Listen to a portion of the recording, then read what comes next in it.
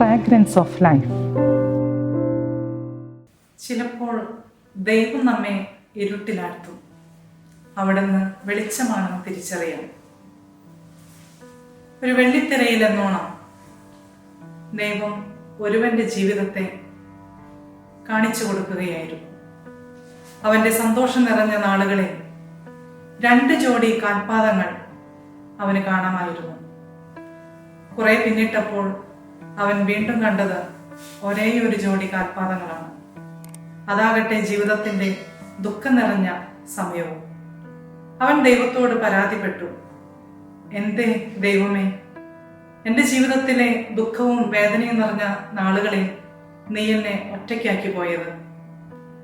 ദൈവം അവന് മറുപടി കൊടുത്തു, എൻ്റെ മകനെ, നിന്റെ വേദന നിറഞ്ഞ നിമിഷങ്ങളിൽ നീ കാണുന്ന കാൽപാദങ്ങൾ അത് നിന്റേതല്ല, അത് എന്റേതാണ്.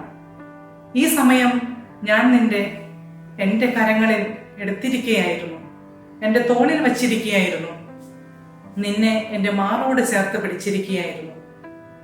അതെ, നമ്മുടെ വേദനയും ദുഃഖവും ഒറ്റപ്പെടുത്തലുകളും കഷ്ടതയും നിറഞ്ഞ നാളുകളിൽ നാം ഒറ്റയ്ക്കല്ല. ദൈവം നമ്മെ മാറോട് ചേർത്തിരിക്കുന്നുവെന്ന് വിശ്വസിക്കാൻ നമുക്ക് സാധിക്കട്ടെ. ഒരിക്കൽ ഗുരു തൻ്റെ ശിഷ്യന്മാർക്ക് അവസാന പരീക്ഷ നടത്തിയത് എല്ലാവർക്കും ഓരോ കുരിശ് നൽകിക്കൊണ്ടായിരുന്നു. നല്ല നീളവും വീതിയും ഭാരവുമുള്ള കുരിശുകൾ. ഇത് കണ്ടപ്പോൾ ശിഷ്യരിൽ ചിലർ പിറുപിറുത്തു. മറ്റു ചിലരാകട്ടെ വെട്ടിയും മുറിച്ചും കുരിശിന്റെ നീളവും ഭാരവും ഒക്കെ കുറച്ചു. ഒരേ ഒരു ശിഷ്യനാണ് ഗുരുവിന്റെ ആജ്ഞ ശിരസാവഹിച്ച് കിട്ടിയ കുരിശുമായി ഗുരു കൽപ്പിച്ച പരീക്ഷ പൂർത്തിയാക്കാനായി പോയത്. അതായത് ഈ കുരിശുമായി മറുകര പോയി തിരിച്ചു വരണം.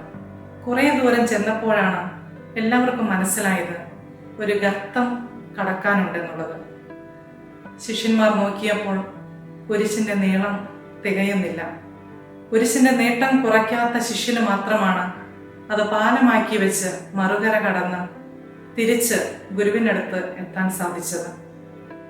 ജീവിതത്തിലെ കുരിശുകൾ, ക്ലേശങ്ങൾ കർത്താവിൻ്റെ കുരിശിനോട് ചേർത്ത് സഹിക്കുമ്പോഴാണ് അവിടുത്തെ രക്ഷാകര അനുഭവത്തിലേക്ക് നമുക്ക് കടന്നു വരാനായിട്ട് സാധിക്കുകയുള്ളൂ.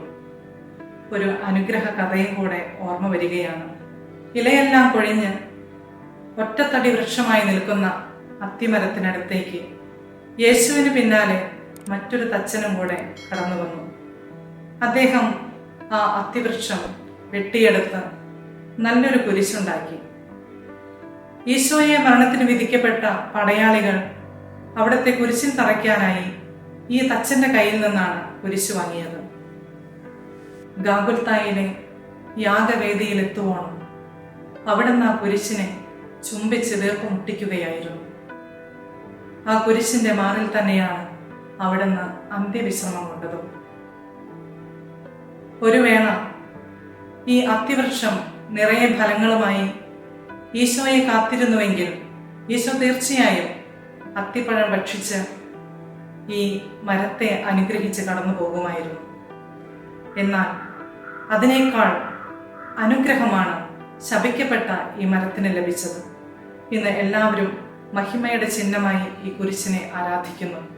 കാരണം അതിൻ്റെ സ്ഥാനം എന്നും ഈശോയുടെ തോളിലാണ്. കരുണയുടെ കൈവിളക്കായ യേശുവിന് ആരെയും ഉപേക്ഷിക്കാനാവില്ല, ആരെയും ശപിക്കാനാവില്ല. ഒരുപക്ഷെ ജീവിതത്തിലെ ദുഃഖ ദുരിതങ്ങളും വേദനകളും പരാജയങ്ങളും ഒക്കെയായി മരവിച്ച കുരിശ് കണക്കെ നമ്മുടെ ജന്മം ആകുമ്പോൾ ഈശോ നമ്മെയും വഹിച്ച് ഒരു മല കയറും. അത് കാൽവരി മലയായിരിക്കുകയില്ല, അത് സ്വർഗത്തിലെ വെൺമല. അവിടെ നമ്മെ ചുംബിക്കാൻ വാനാരൂപികളും സ്വർഗീയ ദൂതരും നിറയെ ഉണ്ടാകും. അനന്തതയിൽ അവിടത്തോടൊത്ത് ദീർഘകാലം നമുക്ക് അവിടെ വാഴാം. കൂടുതൽ തികവും മികവുമുള്ള കൃപകൾ ശാപത്തിന്റെ മറവിലൊളിച്ച് വർഷിക്കുന്നവനാണ് ക്രിസ്തു എന്ന യാഥാർത്ഥ്യം നമുക്ക് മറക്കാതിരിക്കാം. അതുകൊണ്ടാണല്ലോ വിശുദ്ധ പൗലോസ് ശ്ലീഹ പറഞ്ഞത്, നമുക്ക് വെളിപ്പെടാനിരിക്കുന്ന മഹത്വത്തോട് തുലനം ചെയ്യുമ്പോൾ ഇന്നത്തെ കഷ്ടതകൾ എത്ര നിസ്സാരമാണെന്ന് ഞാൻ കരുതുന്നു. പ്രിയമുള്ളവരെ,